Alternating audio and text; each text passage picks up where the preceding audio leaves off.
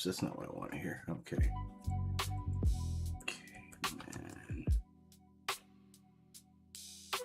I'm sorry, I gotta get my title. It's gotta get the TikTok stream going, and then I'll get into it. So give me just 1 second.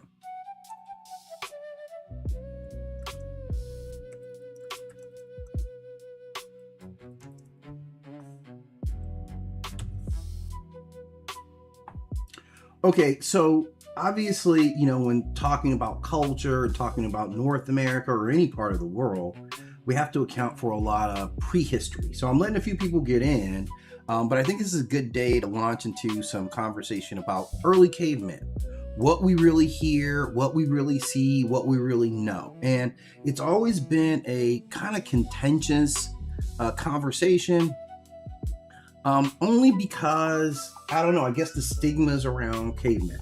So in part, I'm going to kind of dispel the stigma around caveman, at least in the way that I'm going to talk about them. I'm just going to talk about them and try to absorb as many different kind of viewpoints as possible. Like, who's saying what stuff do we want to, you know, dig deeper into later on? What stuff do I want to ask questions about myself? What do I want to disregard?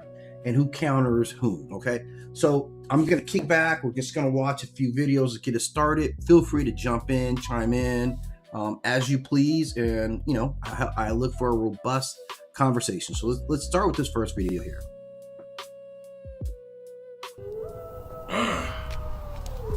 So this is the brutal life of cavemen. Restart fire before temperature drops. Okay, preparing the tools. Okay, this is what cavemen are going to go through on the daily, right? So they're up and they're grinding. I don't know what it's just. I don't know what time of day. I don't know if he's doing let's see, he may even be doing a timeline. I think this is a timeline that was here, right? So 4:30 to 5. Okay, wake up, and it's freezing inside the cave. So I can imagine this is rock. So immediately, like, the first task of the caveman is heating the cave, right? So this is a no joke type of scenario, right? You got to be on point if you're going to survive this stuff, right? So they gotta heat the cave up, right? And they're using like a flint rock. So I guess those are flint rocks and just like kindling. Okay, now you're working on tools, and it looks brutally cold out there, right? Now you're out hunting while animals are active, right? So this is a big part. You got to go out there and get after the animals, mastodons and things of that nature.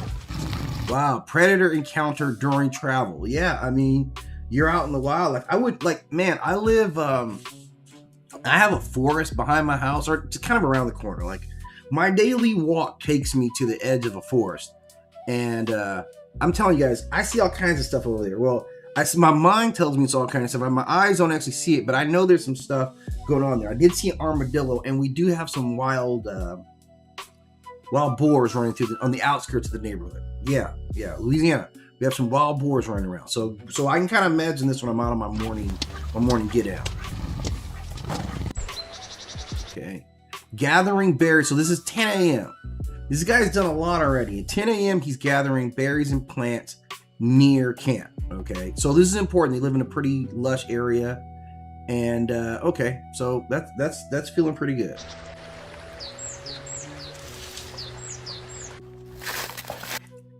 Okay, this is a lot. Oh, I don't know what this timeline is, because it can't be the same. This can't be an hourly timeline. Crossing rivers, traveling before sunset. Okay. That looks like you're gonna fall in that shit. No way. Cooking meats at night. Okay, now we're getting back to some happiness, right? Cooking meats at night. Main meal, man. No seasoning. Okay, then after that, okay, after all that hard work, now you actually have some time for social bonding. All right, which is good. This is where they're doing drawings, kind of. It looks like they're illustrating, you know, what their day was like literally examining their own day, explaining, telling their story.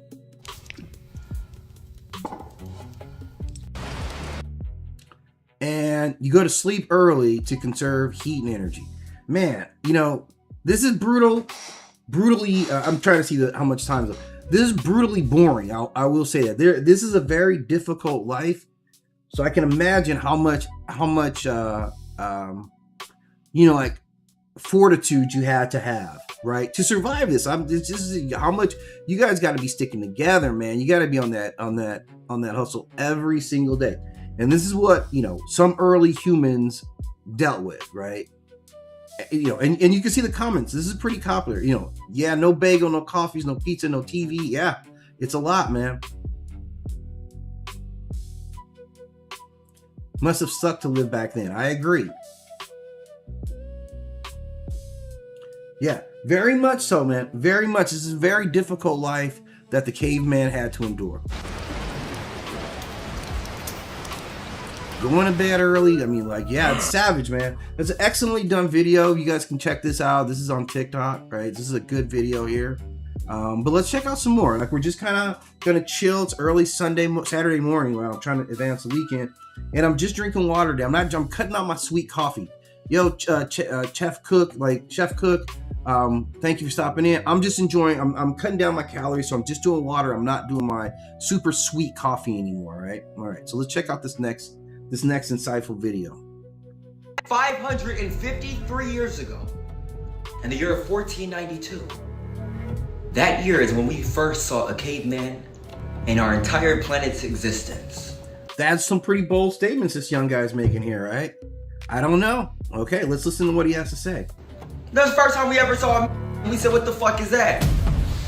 Came out the caves and shit 553 years ago. In the year of 1492.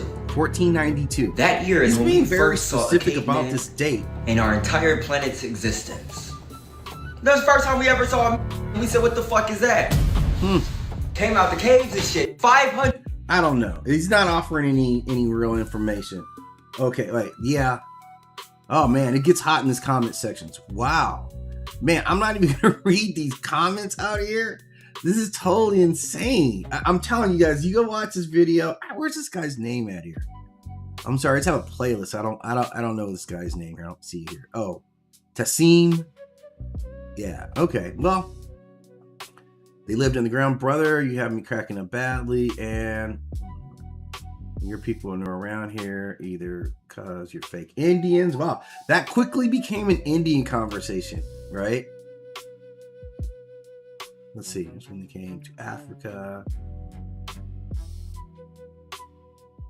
Chewbacca star was real. Yeah. So, even the reception in the comment section isn't necessarily great, but, we'll see. We'll see. He presented he didn't present really much facts, but okay. Our ancestors, also known as cavemen, lived in small nomadic groups during the prehistoric era, using basic tools for hunting and gathering. They crafted shelters in caves, emphasizing okay, this is a pretty good production video in a challenging environment. This period marked the early stages of human development. They used to be very brave and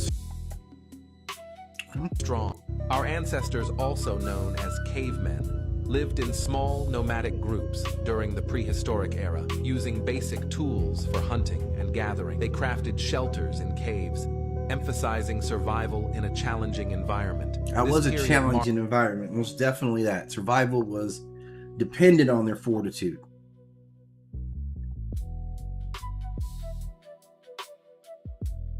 I'm just looking to see if there's any good comment. No human development. Okay. Yeah. Lots of comment sections, guys. Okay. I'll show you guys some of the documents showing the white races of Europe, and we can get a better perspective as to who the Moors were fighting. These are the albinos. Are you guys tracking this one here, right? Let's get into the comments already. Wildlings is what they were. Game of Thrones showed us exactly where they came. Wow. And let's restore the identity of Yahshua. Man, that's an interesting conversation. We were already scared to the four corner ways. I don't know what that means. We were always in America. Okay. I'm not sure what to take out of the comment sections on this one here. And the beasts of Europe. And the Moors were fighting these people. Wow, do you see this picture here? Huh. That's not real. That's not real. Shame on you.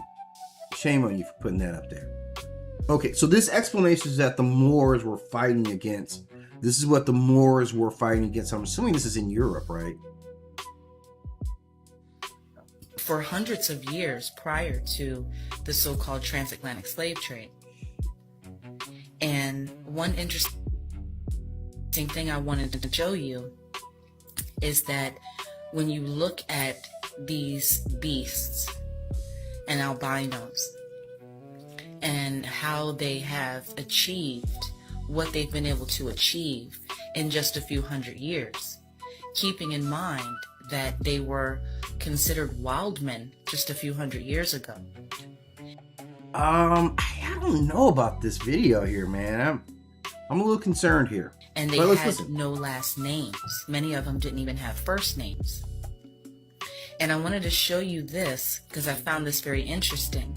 If you see here the wild men, and you look at the clothing that the people are wearing. I'm trying to see what she's talking about here, okay? I'm looking at the clothing, okay? To the left. You can see here, they're wearing this clothing to cover up their hairy bodies. Oh, this is what you're saying here. Okay. What? Okay, where would this stuff come from, by the way? I have no idea where she'd get images like this. So I found that very interesting. And something else I found in the British Library was one of the oldest genealogy charts, one of the first ones made for white people. And as you can see at the bottom of that genealogy chart, you see two wild men. So they're showing that they're... Oh, wow. This is borderline, guys. This is borderline, but let's continue. Let's be open here in this information. Ancestry comes from the caveman. I'm the oldest of 10 children. I'm born in August 28, 1896. I was born at Cherokee Strip, OT, Oklahoma Territory, 1896. I've never heard that, OT, Open Territory. I've never heard that before. So I just learned something today. Days, we lived in, lately I was born in a cave. I didn't quite hear, God, you know, my camera's just kind of in the way, man. It's kind of, I didn't quite hear what he said there, guys. Let's listen to this again, okay? Days, we lived in, lately I was born in a cave.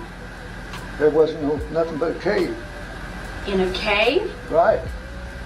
The next home was a half dugout.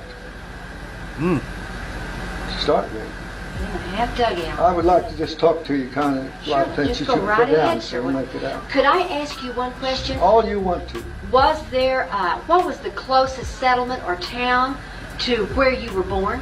Closest settlement? Uh-huh. Augusta, Oklahoma. None up there now. Okay, Augusta, Oklahoma. I know that area. I have family from that area.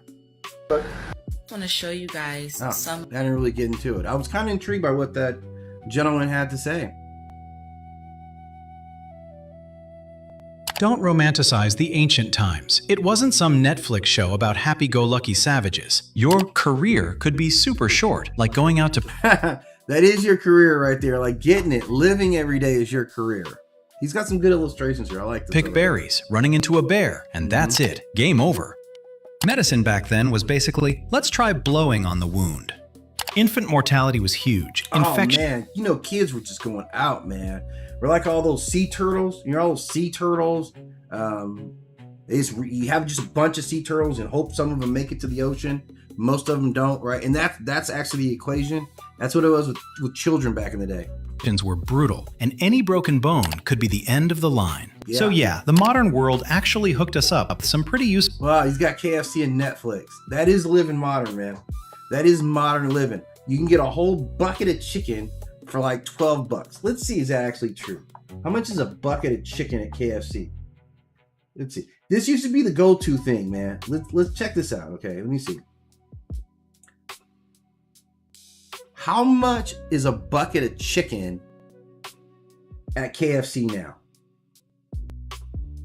This should tell us a lot, because this guy is living. He's got a luxury. This is like Fred Flintstone with a luxury apartment, Netflix, a nice TV, and a bucket of KFC, man. That's living, man. If that ain't living right there, man, imagine juxtapose the last video we talked about. Come on, give me this pricing on how much a bucket of chicken costs. Right now, an 8-piece chicken meal with 4 sides and 4 biscuits is $24.49. I'm gonna assume that homie's biscuits are in the back. Or would cavemen not eat biscuits? I'm not sure. But this guy's got it going on here, right? Full stuff. Like antibiotics, hot showers, food yeah. delivery at 2 a.m., and a bunch of other... Yeah, imagine how much washing your ass with soap makes it. That's a huge flex, right? Keeping your ass clean is absolutely, huge. And this guy's ordering more food online. This is real progress. Honestly, that's pretty amazing. But ancient people had one thing that a lot of us really lack nowadays: clear purpose in what we do. You did something and saw the result. I don't know. Okay, I'm gonna let him continue this point. He said they had a very clear purpose, and we don't. I think we all still have clear purpose. I think I have a very clear purpose. Have you ever heard of Mr. Kobe Bean Bryant? Okay, arguably one of the greatest basketball players of all time. He had a very clear purpose. But let's hear him explain this part. Clear purpose in what we do. Yes. You did something and saw the result right away. Caught a fish, you eat. Made a fire, you don't freeze. Order some food. Your food gets here, you eat. Right. I go to Instacart. Right. I go to DoorDash. I do something, and then food shows up in my house. I guess there's a delayed reaction to that. All right. He may have some point there. Okay, you may have a point there. Shelter, you survive the night. The human brain loves that kind of... I mean, okay, I agree with him to a point that the human brain craves that instant gratification, but it's still like more maturity to be able to delay that instant gratification. I'm not going to talk about how great that instant gratification feeling is, because most of the time, if you're living for instant gratification, you're not doing the right things. But I get in your place, getting food. But I would say, like, that was, I think, more of a detriment, right? It's long-term planning that actually allowed us to form civilizations. System. Because the link between action and outcome is instant. Nowadays, you can spend months doing some random stuff without even knowing why. And the funny thing is... No. You do some random stuff, because in 2 weeks, there's going to be a direct deposit in your account. Like, we're wired differently, but everything, like, if we could go to work and get paid every single day, right? That's the messed up thing. Why can't we I'm doing a business transaction with you every single day. Well, I guess they got net terms on that, right? Net terms of 15 days or whatever it is. But I'm like, we go to work. We know our purpose. We go to work so that we can get food. Ancient people probably weren't lazy at all. They were always on the move, but not like, I've got a call at 2:30. Look, I know a lot. Like, if you think people aren't on the grind right now, I could show you some things about people being on the grind, my friend. Like that. Let's not have that conversation. Like, if you want to see some grind, you want to see some hustle, I could show you some grind and some hustle. Don't think these guys are better than us. I'm not even gonna let you sit up and say that. Yeah, just because I got sometimes you got a 2 p.m. call. Sometimes you gotta, sometimes you got to get to making a deal, whatever it is, right? I've been there. Our grind is different. And our grind requires, like, if you're bored, like, come on, man. Like, the cave manager. That's clever, though. I like that. Were way less predictable. One day you're out hunting, the next you're fixing a spear, and the day after that, it's raining all day, so you just hang out by the fire. Right. Then humanity came up with farming, and that's when the whole game changed. Farming, again, that ability to delay that gratification and to plan stuff out, it's a very special thing. Let's not lose sight of being able to delay gratification, right? Let's not lose sight of, okay, I got to put these seeds in the ground. I'm going to have to make sure I tend to these seeds. I got to get water on them, knowing that it's going to take so long before these seeds start to yield anything, right? That's an important thing. That is an important development in the human brain. Like, it's an evolutionary trait to be able to delay gratification while still satisfying your needs. I get that. We have our more we got to eat right now aspect. And we have we got to plan some stuff out here, right? So maybe you're doing some agriculture and you're doing some hunting gathering. Like those two would probably lend pretty well. And because the great delayed gratification is also domestication, right? Like animal husbandry, as they call it, right, is delayed gratification, right? We're putting stuff off for right now so that we can eat more later, right? If I get two of these things together, if I get a male one and I get a female one and I put those two together, then I can start having a whole lot more, right? That delayed gratification, right? Like your desire to eat again, but you know, there's the physical reality that you do have to eat. But let's quantify this, like why people were there. Like I'm mad hungry right now, right? I am. I just woke up. All I've been doing is drinking water all day. I'm mad hungry. But in order for me to, in a few months, be able to take my shirt off and feel happier about myself, I got to delay my gratification, right? I have to deny myself the urge to eat so I can get my delayed gratification later, right? That's fundamentally what we're talking about with agriculture here. Okay? People traded some of their freedom for stability because hunting Absolutely is risky. You have food today, but maybe not tomorrow. Absolutely. Farming, on the other hand, is a system. But with the system, yeah, again, relying on delayed gratification, right? Absolutely.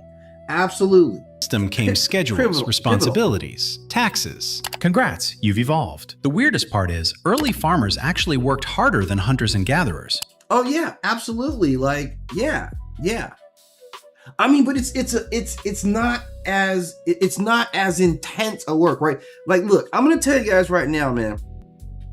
I told you guys I live in the South now, right? And I'm not BSing you guys. I live in a, you know, I think I live in a pretty nice neighborhood. I love my neighborhood. I have a great, like, nice, clean, safe neighborhood. Everybody cares about their lawns around here. That's important. Like, my trash can's been sitting outside for like maybe 3 hours. That's a big no-no. As soon as I finish this stream, I gotta go pull them trash cans in the yard. That's the kind of neighborhood I live in, right?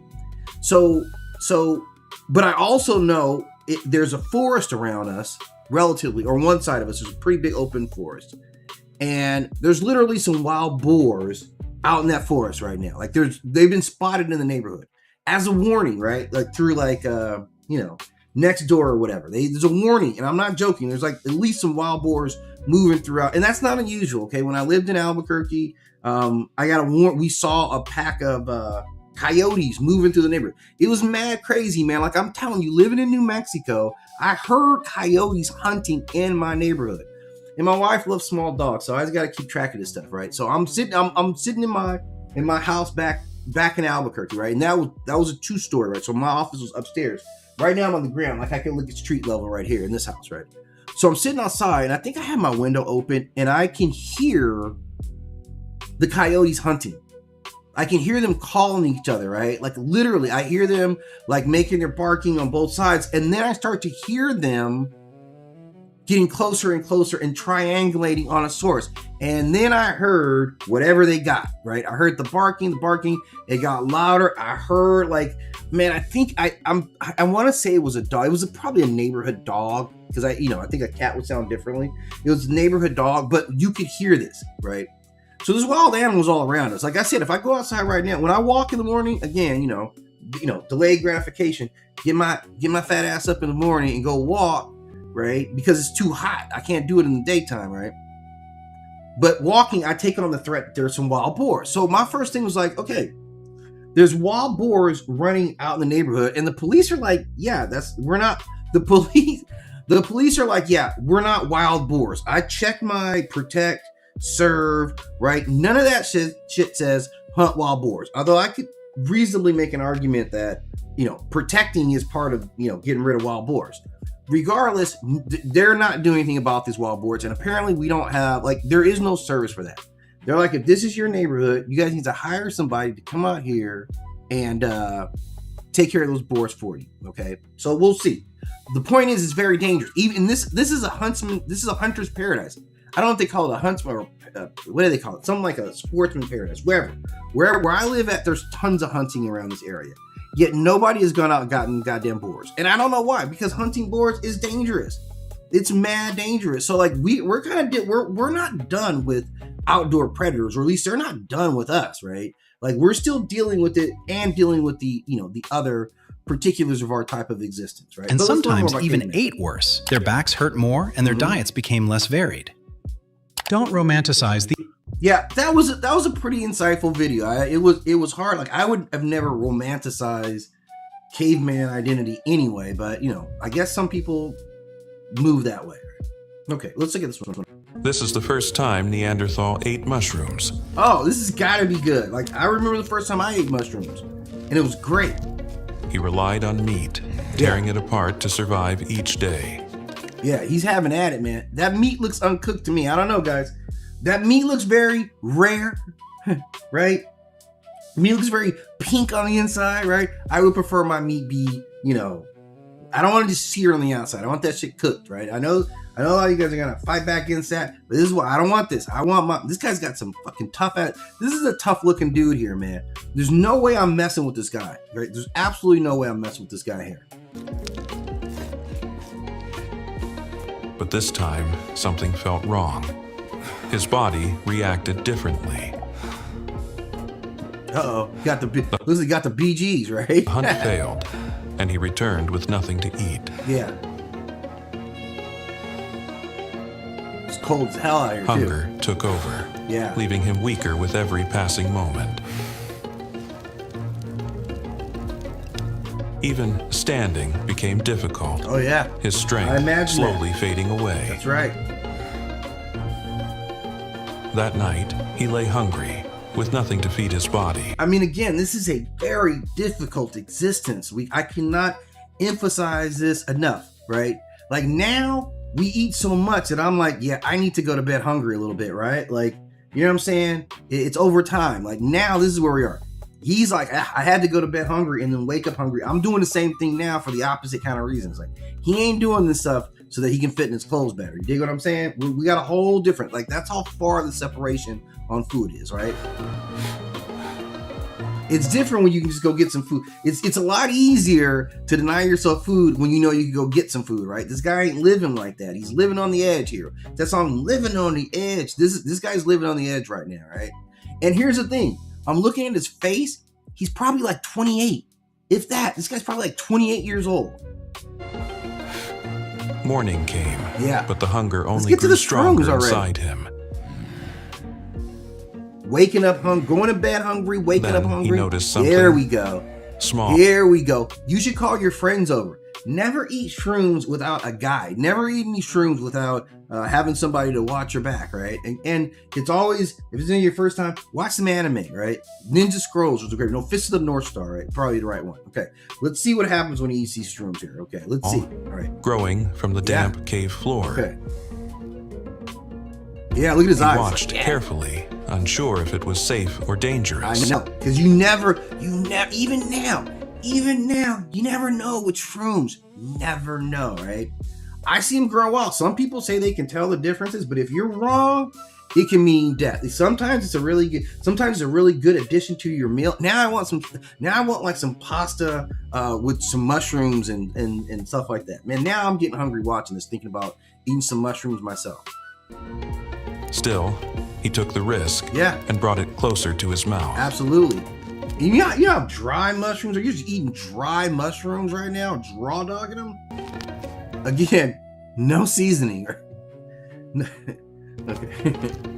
After eating, he waited, not knowing what would happen next. It usually takes like 30 minutes. Yeah, look at his eyes. There it is. Nothing happened. No pain, no sickness. Yeah, okay. Yeah, no pain, no sickness. Sometimes you get some nausea, right? You know what I'm saying? Just quiet stillness. Yeah. Okay. Slowly, he tried again. Oh, no, this is the wrong thing. Fear. You're gonna overload right now. His strength began returning. All right. His body slowly recovering again. Oh, so there's those kind of streams. This is a very misleading video. That moment changed everything. Yeah. Survival was no longer just the hunt. Oh, that's powerful. This is the first time Neanderthal... That is very, very powerful. That changed a lot for him, where survival was no longer just hunting. I thought this was going to be for recreational purposes or spiritual enlightenment, but this is very much a survival thing. This is a fundamental change. We have to appreciate all the gifts that we were giving in terms of our evolution, not just our physical bodies, but our adaptations to the world. And this guy just discovered for himself that, man, I can find some stuff that's growing in the ground and I can eat that, and that could be food. And shrooms had to be a whole different thing. This isn't leaves and stuff like that, or how much. Let me see. I want to kind of consult. how much nutrition can you get from eating mushrooms?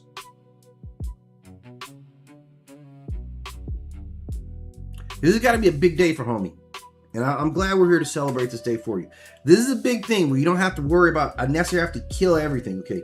A typical cup of raw white mushrooms contains approximately 15 to 20 calories, 2 to 3 grams of protein, 2 to 3 grams of carbohydrates, a gram of fiber, 0 fat, but also contains B vitamins, potassium, selenium, and copper. Some mushrooms exposed to ultraviolet light also provide substantial vitamin D. So the limitation is that mushrooms contain very little protein and energy compared with meats, beans, or eggs. So we get that, but like when you can't get the meats, right? So if he adds, you got some meat, like the day that he combines these two, right? So you would still need to eat large volumes of meat to meet your daily needs, but they're effective for adding nutrients or volume to meats, especially if you're watching calories. He's not watching calories, guys. I'm watching calories over here. He ain't watching calories over there. You pair them with substantial protein for a balanced meal. So he's got the cusp, man, right?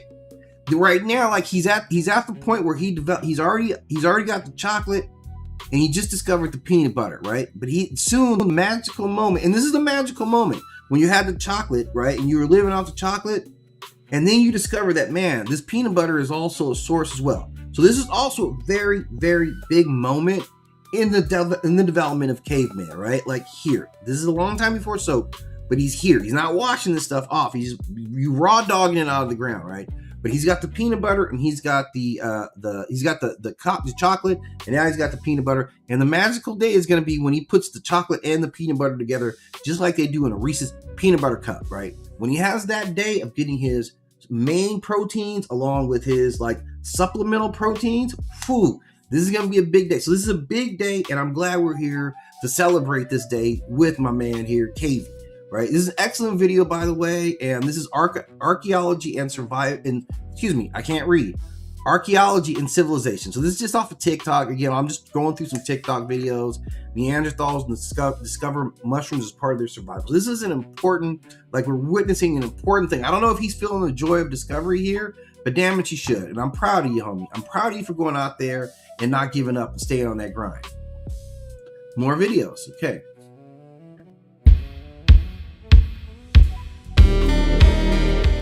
Oh yeah, okay. So they're just out on the this is just POV of running with the pack. I don't know what they're running from or towards, but this is just a POV, so you can feel it. Like this, this is somebody's POV. Yeah, this is all you guys crewing up together to get at some mastodons, right? That's a big moment. This is a lot about cooperative efforts, right? One of the big things about humans, all of us, right, is our ability to cooperate on large tasks together, right? So like, remember a while back when people were like, yeah, man, 100 humans against like a gorilla or something like that, or whatever the number is, we always win. Nigga, we was taking on mastodons, right? This is our tradition. Taking on substantially larger creatures than us is fundamental to human survival. We don't get to this point if we don't master this, like not just on land, like mastodons, but in the sea. Whales. I'm sorry, whales. I know it seems odd that we take one of the most intelligent and gentle beings on the planet and we say, yeah, let's get some lighter fluid in, or was it candle wicks and blubber? I mean, it is what it is. Everybody's eating everybody. It's a circle of life. Our circle just loops out a little bit differently, right? When a polar bear does it, it's just him living his life. When we do it, it's a whole different thing. But that's what they're doing. This is cooperative effort, which is, again, an evolutionary trait in mankind. And the caveman got it locked up here, man. They got their coats on. It looks like, I'm sure they're wrapping things around their feet at this point, right? But this is the main thing. We are cooperating to bring down much larger prey, right? Very important moment for us and KV here, right? So let's run the film. Like now we're hunting mastodons. I like this already. And tool making. So this is also tool making. See, everybody's got their shank.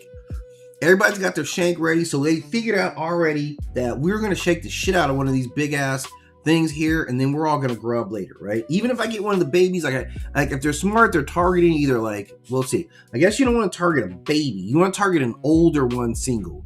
You know, like an older one's probably gonna be better, but that baby ones, man, that flesh is more tender, right?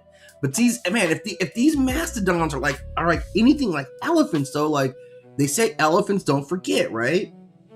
And there's mad stories about elephants going out and seeking revenge, right? So I'm just wondering, what was that lacking in the mastodons? If we turned on them as food, were those mastodons then not coming back and like murking tribal members out? Because I heard about stories like in India where an elephant not only murked a lady, that supposedly this SOB showed up at her funeral. Now, I can't verify that, but the internet told me that. So look, it is what it is. Look at that. Wow, this is fascinating here, right? This size this thing relative to them. Oh, man. I would look for part 2 because that looked like that was going to be a fascinating piece, but that's what life was for cavemen. You know what I'm saying? But you're all clicked up together, and that's how they got through it, man, by sticking together, right? So let's learn a little bit more about the life of the caveman. Let's see what we got. Okay, this is an interesting here. Okay, this is a little different. Rulership, because the Lord is fair. Oh, this is going to be a biblical approach. We know ultimately the Lord don't give a Okay, sorry guys. damn about Esau. Esau was only given a temporary rulership because the Lord is fair. Esau received the blessing going back to Genesis 27, where he would have the fatness of the earth, the dew of heaven, and how he would live by the sword. He was blessed with the sword, man. Military might, skill with weaponry. All right, and with that blessing, he went around the whole world kicking ass, stealing his shit. That's John 10:10. Wait a minute. Okay, so this is straight out of them caves, right? Edomite loser. Okay, this is very interesting. This is a little bit older video from 2022. The thief, which is Esau, cometh not before to steal, kill, and destroy. That's all the white man was set up to do. Oh, this guy's getting very racist right off the bat. He didn't bring peace to the earth. Revelation 6:4 lets you know how he took peace from the earth, man. So we ain't playing with you, Esau. We getting on your ass with this word. We know who you All right, he ain't playing with you, Esau. All right, he ain't playing with you, Esau. You are now. You're the goddamn Esau. Edom was a caveman before he came into power. Okay, all right. Oh, so he's talking about this. These would be the Edomites, right? Okay. devil. You're the wicked, and you've been exposed. The scriptures let you know that the man of sin would be revealed. So in biblical reference, at least his Bible reference, he's saying that these are the men of sin. Esau. Who was that? Who's in power right now? Whose face is on the money? Who got control over the media, the entertainment industry? Who got military bases all over the goddamn world? Okay, Esau, Edom. You see? Esau. So that's the point. He has control over the planet.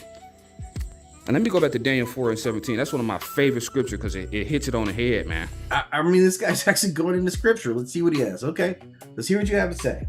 You can't get around this, Esau. All right? Because Esau likes to brag like, yeah, nigga, we're the superior race. We put ourselves in power. All right? No, you didn't, nigga. Literally, you literally needed divine intervention to get your stinking ass up and going. Because you was a caveman. You was a brute.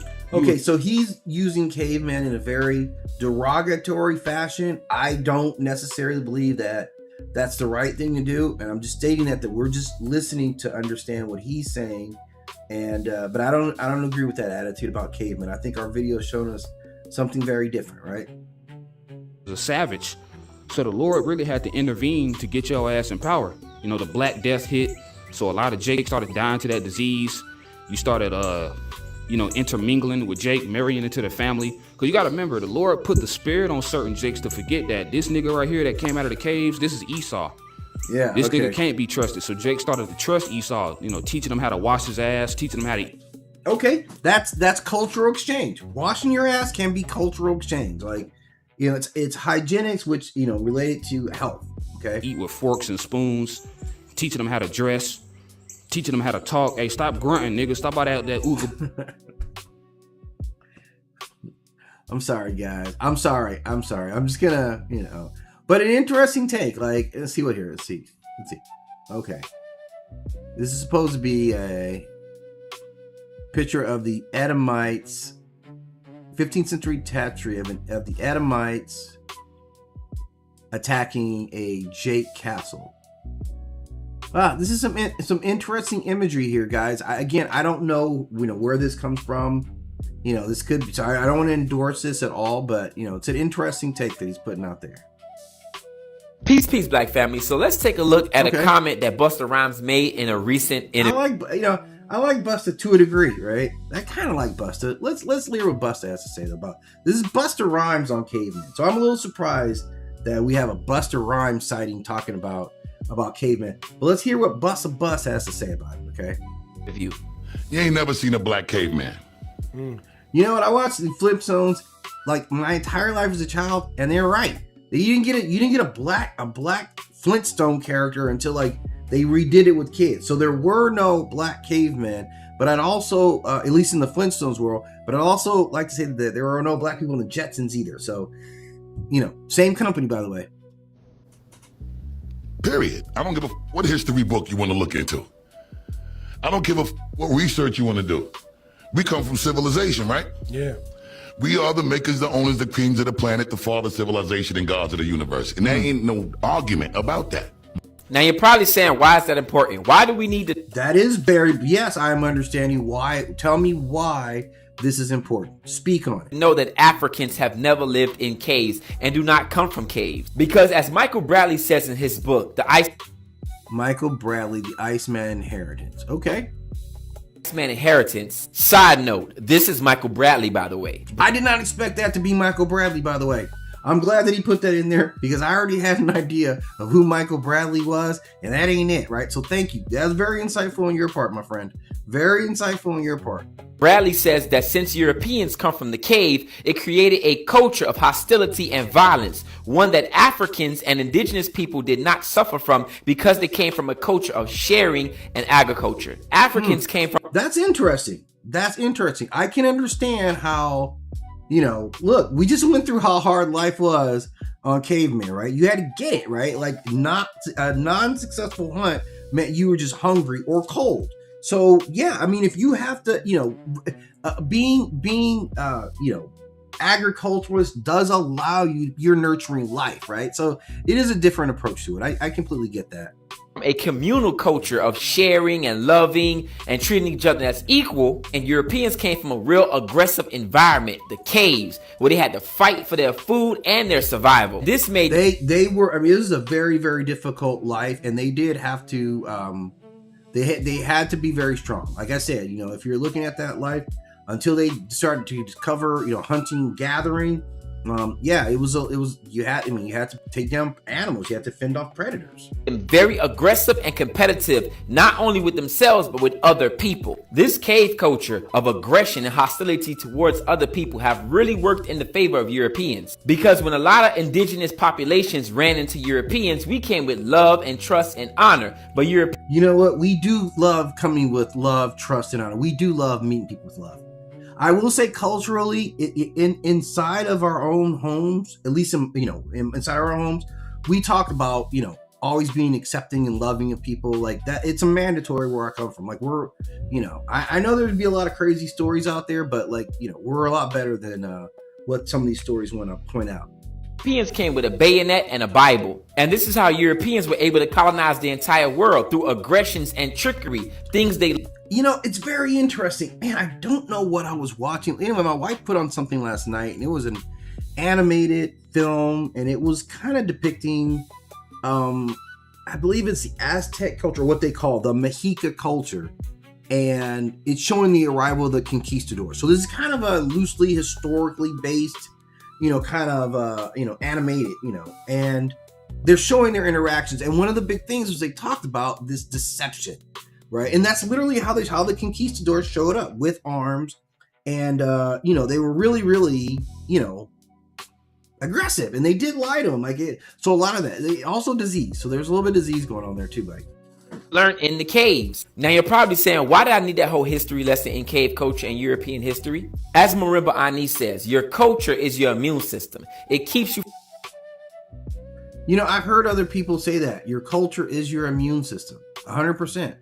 from getting sick, physically and mentally. And a lot of African people in this day and age is participating in cave culture. So the subtitle of Michael Bradley's book reads, Prehistorical Sources of Western Man's Racism, Sexism, and Aggression. Wow. We'll be dealing with the He's talking about me, right? Western man. Okay. All right.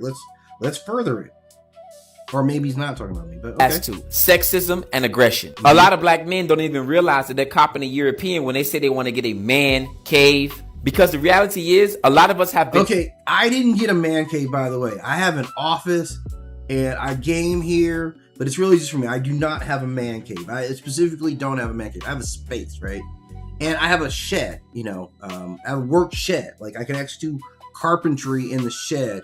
Like, obviously, it's Louisiana. It's 7 million degrees here, so I'm not doing anything. But he's right. I do not have a shed. And I remember growing up watching this imagery, right? What he's got on the screen... This is what I was being shown during some of my most formative years, right? I was very young when I was watching The Little Rascals, right? And it was off the hook. The Little Rascals, you can see it, but this wouldn't be able to be on mainstream TV right now. Like, we got to be really, really honest about this stuff, right? The He-Man Woman Haters Club. Yeah, this is the first one. This is the first one here. This is the first No Man. Indoctrinated with this hate for women ever since we were watching Little Rascals. Damn. And that hateful... And I was just talking about No Man, right? The National Organization Men Against Amazonian Masterhood. Now, I think a lot of us laughed when we saw this. I certainly did. I thought No Man was hilarious. This is Al Bundy. So, for me, Gen X, like, this is prime. I was, growing up as, this show was on. It stayed on for a long time. It was very popular for my generations and probably my parents' generation, right? Al Bundy represented a lot, right? So this is very clever. He's on to something here. Women has followed us into our adulthood. So you now have black men in the Western Hemisphere. Okay. Oh, Western man. Do you see what he just did? Right. That took us from this. Since we right? watching, since we Let me pause you. He took us from this image here. And that's Alfalfa and Buckwheat. And then he brought us to this image here, which is his homie Griff, right? And you see, man, wow. Man in training, right? No, ma'am, but he's a man in training. This isn't even ancient history. This is very, very recent culture. You're dealing with the person right now who literally was influenced by all this stuff, right? This stuff sat in my subconscious, whether I was really keying in on it or not. I was very aware of it with the Little Rascals. That's not BS, right? We're like that teaching. They were like, if you watch a lot of, I've talked about cartoons from my generation because they're off the hook, man. They give you some crazy, crazy messages, right? So, but that imagery there is very powerful there. Black men in the Western Hemisphere following the ideology of these white cave dwellers. Now I'm sure that's what you're seeing, right? Okay, and this is a very interesting part here too. Saying, well, what about black women? I'm gonna keep it a buck. That female feminism. Please keep it a buck. Stuff comes right out of the caves too. Black women, y'all follow those female knuckle draggers. This becomes extremely important when we begin to talk about black love because it is very important. Feminism did separate the black woman. Culturally, it was designed to do that, and that's all I'll say on that. A lot of us are not practicing African-centered ancient love. We're practicing. Well, I'm not, again, European sexism and aggression towards each other. And so we have gender wars and practice sexual aggression against our own people the same way the Europeans do. In conclusion, when you understand your history, your culture, and your values, interests, and principles as an African person, you can better plan for a better tomorrow. Quick little side note, Europeans know they come from caves because they have places called caverns. I know a lot of ladies. Man, you know what, guys? Like, god damn it. You know what, guys? Because we ain't gonna hear this. I'm gonna take this the idea of eating at restaurants, drinking wine, and candlelight dinners comes out of the caves as well. Because Europeans, when they would eat their food in the caves, it'd be very dark, and they would use candlelight so they can see their food. Black people always eat with the light on. Also, the concept of romance is a very new idea because prior to the 1600s, people didn't marry for love. And so the concepts that we hold dear, the idea of being romantic, comes from the style of the Romans. And again, you can't have black love copying knuckle draggers. This so easy. That's very insulting terminology. They know where they come from. Yeah, that was a huge campaign. But you know, this is crazy. This is kind of what got me into it, right? And I'm not gonna lie to you guys, right? What do they call it, man? Cave exploring. Right? Yeah. Incidents. Okay. So I've been inundated with these types of kids videos, turned right? sideways and squeezed It's through about people going into caves for explorational purposes. Now, I personally am pretty damn claustrophobic. I don't go into any small spaces ever, right? That has forced me to live a very fine-tuned life of never breaking the law because I can't handle confinement. I'm fundamentally against it. I don't know if you guys ever saw, this is going to be, I hope this is funny. I don't know if this will be funny or not, but, man, let me see if I can find this. It's funny to me, right? Image of CJ Memphis in jail.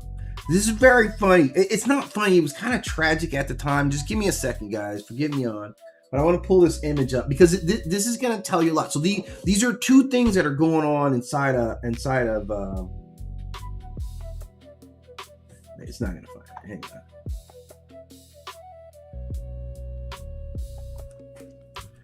But this will be this will be worth it, right? CJ in jail. What the hell is the name? Oh, yeah. Oh, yeah. Okay.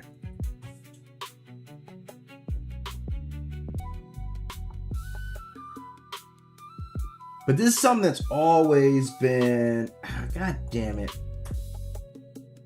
I was trying to find a very specific image from the movie A Soldier Story, only because he talked about what confinement felt like for him, right? It's a very, very powerful scene. Let me see if I can pull it up here.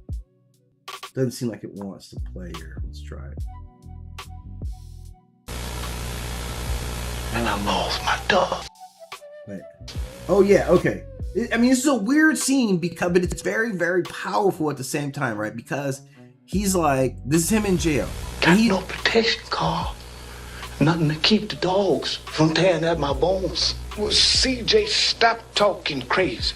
You know, it doesn't show it, but basically it's a scene where you show this man who's in custody for the first time. He was a person who was very in tune with the outdoors, right? A natural person, kind of from a rural area.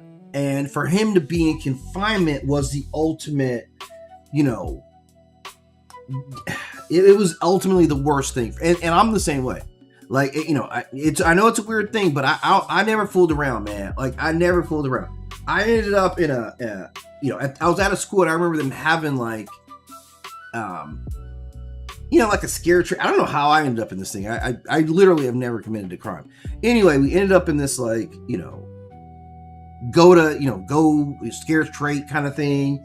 And I'm like, shit, I'm not going in there. And I told him I am not going in to jail. Like, literally, I cannot be around jail or cells. Or I went to, I don't know if you still can, but you used to be able to go to Alcatraz, San Francisco, go to Alcatraz. And, take pictures, and people like go inside the cells. I'm like, yeah, go inside, take a picture. I'm like, yeah, eat that one. I'm nothing. Right. And I tell you, man, like years back when I was a kid, hanging out at like the, community center. And for some reason, I think we were doing a car wash and some cops rolled in to get their car washed. Like just cops being cool. Right? Cops like, oh yeah, get our squad car washed up. So we're like, word. So we're washing the cop cars.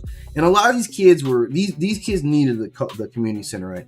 And what they would do is like, you were cleaning out the interior. If you were in the back, they would lock you in the car. They would shut the door. That's all I had to do is shut the door, right? And I remember like, yeah, I ain't getting back here. Like, I'm not playing with you guys. Like, you know how kids are, man. Because you could be trapped in this car until like some adult realizes it might be 40 minutes, an hour. You never knew, right? While they're sitting outside laughing at you. And I'm like, I can't handle any level of containment. So this cave diving here, to me, like, I don't see how they do it. So I'm fascinated with like cave diving Fisher, culture. Their slim bodies shit, scraped right? against the cold rock. You get stuck in here. Like, so they're all going down. These 12 kids. This is a terrible story about caves, right? We've gone through a lot of how difficult the life of cavemen were, what it took to live there. But yet we still say, right? We still see like caves It's for exploration, and there's an exhilaration for these people being and a few in of them caves groaned themselves, at the right? feel of the rough limestone against their ribs and spines. Let's watch this. But they all made it through and crawled ahead, lighting up the tight tunnel with their headlamps. Then it was Richard's turn. Yes, he rotated his body and began sliding into the gap. Okay. Almost immediately, he noticed the walls felt tighter than he remembered. Yeah, you gained a little weight, man. You didn't stop drinking your sweet coffee and just having water in the morning, right? So that's why your ass is feeling fat. And this will matter here, guys. This will matter, okay? And they're doing this for fun, mind you. This is all for fun, okay? His chest pressed against one side and his back against the other. Yeah. Still, he kept going, sucking in his stomach and forcing himself forward. Yeah. But midway through, he got stuck. Yeah. The past. Dun. Okay, so again, this is for fun that you put yourself into this, right? And you see everybody down here, this is the only way out. And these guys are all children. This is a guy up here, he's the only one who has any idea how to get out of here and how to navigate the stuff. And he's stuck now, right? This is already a terrible situation. Passage narrowed in such a subtle way that his hips, a few inches wider than his chest, couldn't pass. When he tried to back out, he found his hips were wider than his chest. Like, what are you built like? So you got a Coke bottle frame, like your hips were wider than your chest? That seem weird to anybody else? The angle trapped him. He was stuck. Yes. Unable to move forward or backward, his chest compressed and his breathing labored. Richard was hit with a wave of panic. Absolutely. His heart pounded. He could barely breathe. Even worse, 12 children were now stranded on the other side, out of reach from any help, all because of his mistake. This is the important part. There are 12 children now stuck in this cave space, and it's got to be absolutely terrifying, right? And I don't know about you guys, but I'm already willing. Like, I would already panic. I would have never even been able to come on this first level, let alone descend into this chamber. Like at gunpoint, maybe. And you know what? Even at gunpoint, just go and shoot me already, man. We ain't doing this, man. Right? Like, if somebody's got to take you someplace, just do whatever you're gonna do right here, man. Let's just handle this business. Maybe I'll survive this way, but I ain't going down to this cave, right? No matter what, right? His body had become the very wall blocking their escape. Yes. His body became a wall. This is voluntary. These are 12 children. So that means that 12 parents, right? 24 parents. If everybody has their mom and dad intact, right, which is what we would hope for, that is 24 sets of adults who signed a release paper that said it's okay to take my children down this cave for the purposes of having some fun, right? Like, this is going to be a fun experience for them, right? Okay, so let's keep the other side. rolling. The kids' excitement turned to fear. I even had excitement in the first place. I don't know, but again, like, where does this come from? Is this something that comes historically?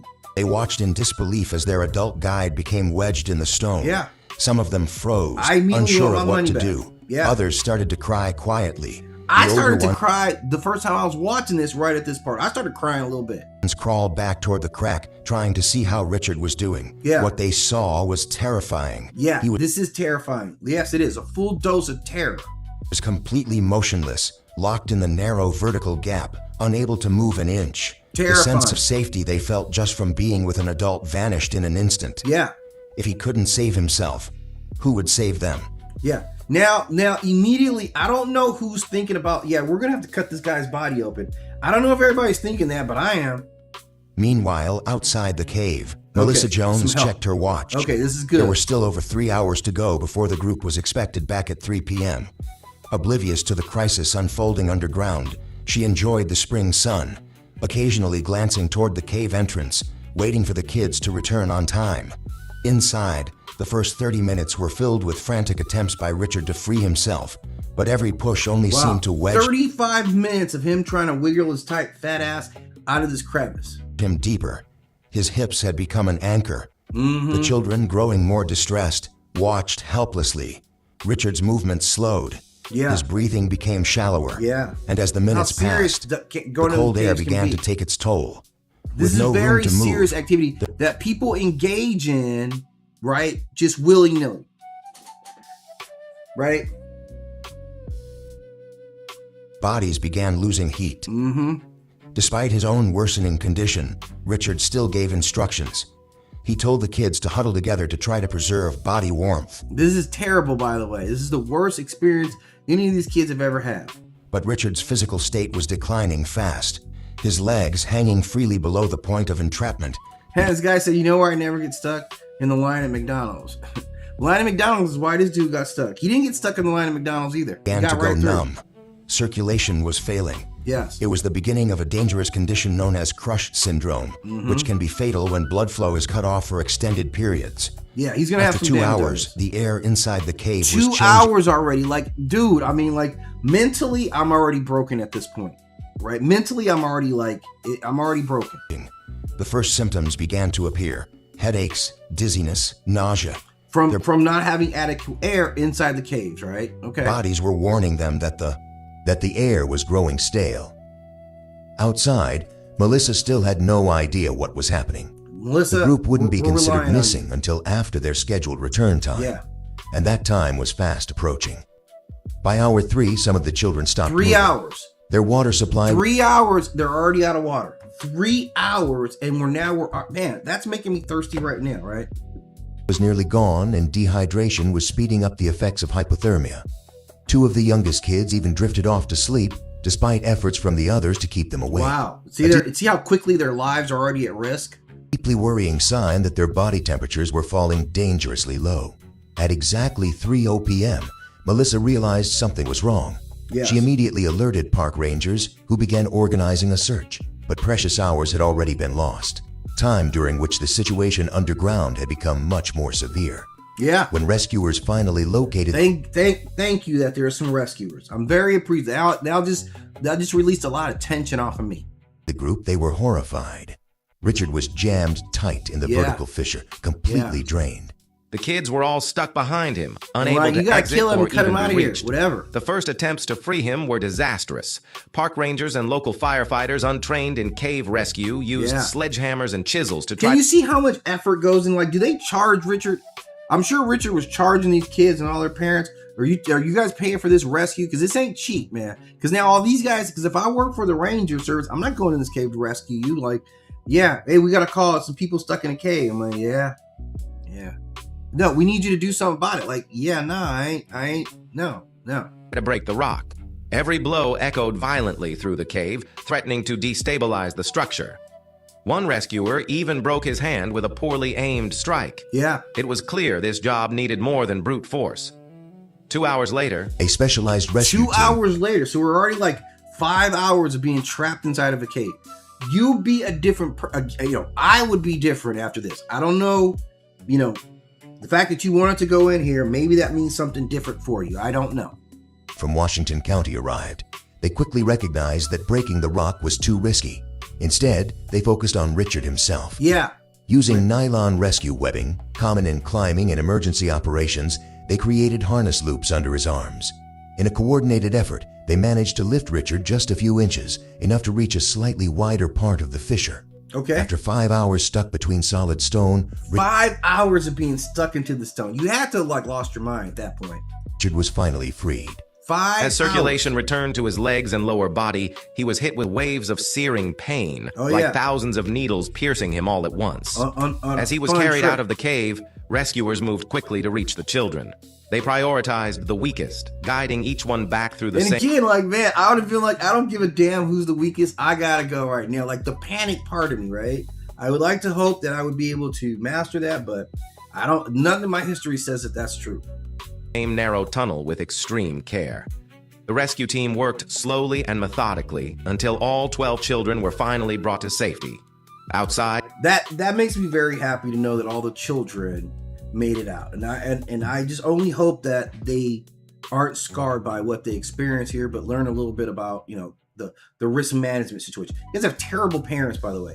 I thought I grew up with bad parenting. I'm Generation X, right? We were the kids that got sent outside and told not to come home until it was dark, right? Like, they lie about how they always like, oh, you better be home when the street lights came home. No, you couldn't come home until the street lights came. You better stay out until then.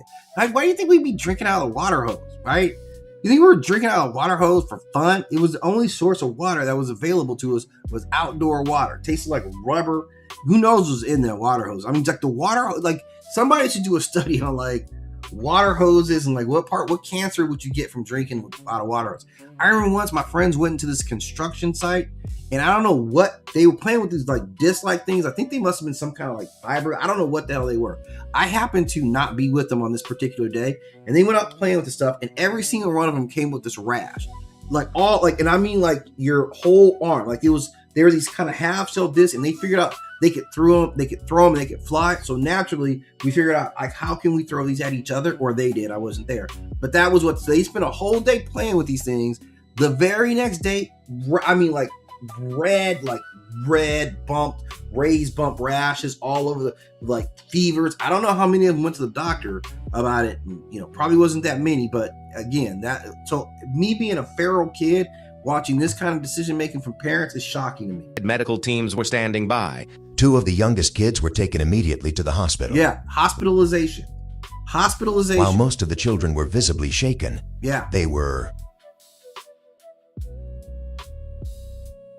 Well, okay, so that's the end of that video. But again, that just kind of highlights, I've been curious about this, you know, caveman culture, caveman history, and like this modern thing, like cave diving, cave dwelling. And I'll probably talk about it again because my TikTok feed is just flush with them. I get endless amounts of this. So thank you guys for stopping in. As always, hit that like, subscribe. Let me know what you guys are looking for in some more videos. I may be back on later today. Can't promise that, but at least I'll be back on tomorrow with another topic probably related to this. So looking forward to seeing you guys soon. Again, thank you always for the support. Oh, yes, I want to end now. Well, just a second ago, TikTok was trying to kick me off. Now it's like, are you sure